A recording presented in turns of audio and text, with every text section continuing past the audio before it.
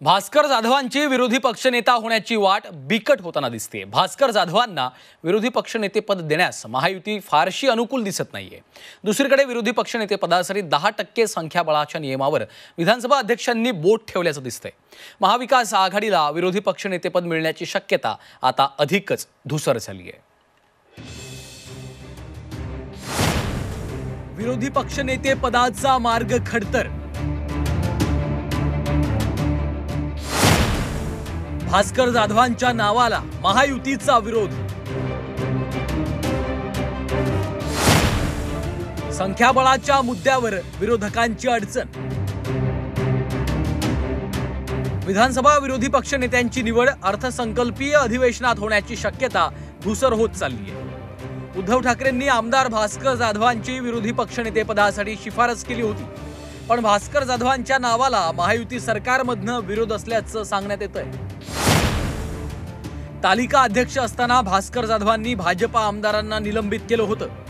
एकनाथ शिंदेंवर भास्कर जाधवांनी टोकाची टीका केली होती।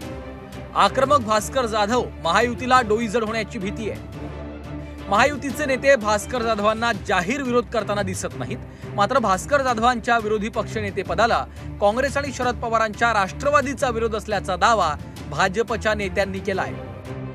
नाही बघा, पहिली गोष्ट असं आहे की आमच्या पक्षाच्या लोकांचं त्यांनी त्यावेळेला अन्यायाने गैरमार्गाने निलंबन केलं होतं, म्हणून आमचा काही विरोधावर असा मुद्दा नाही आहे आणि जे कायद्यात आहे ते होणार आहे आणि आम्हाला विरोध करायची गरजच काय। भास्कर जाधवांच्या आणि शिवसेनेच्या विरोधी पक्षनेते पदाला काँग्रेसच विरोध करते आणि शरद पवार गटच विरोध करतोय, त्यामुळे आमच्या विरोधाचा प्रश्न येतोय कुठे। काही दिवसांपूर्वी विधिमंडळ कार्यालयानं संख्याबळाच्या आधारे विरोधी पक्षनेतेपद ठरत नसल्याचा निर्वाळा दिला होता, पण राज्य सरकारनं केंद्राच्या 2006च्या कायद्याचा हवाला देत संख्याबळाच्या आधारे विरोधकांना विरोधी पक्षनेतेपद मिळणार नाही असे संकेत दिले।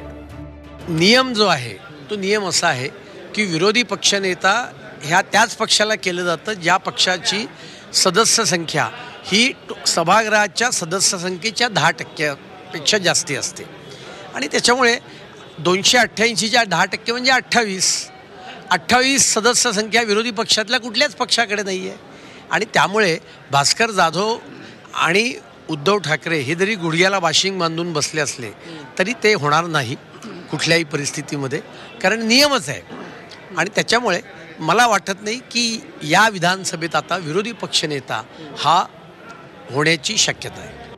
भास्कर जाधव विरोधी पक्षनेते व्हावेत ही सत्ताधाऱ्यांची इच्छा दिसत नाही असं वाटू लागलंय। हे कमी की काय, महाविकास आघाडीच्या मित्रपक्षांमधूनही भास्कर जाधवांच्या नावासाठी फार आग्रह होताना दिसत नाहीये, त्यामुळे विरोधी पक्षनेतेपद हे भास्कर जाधव आणि विरोधी पक्षनेत्यांसाठी मृगजळ ठरेल असंच वाटू लागलंय।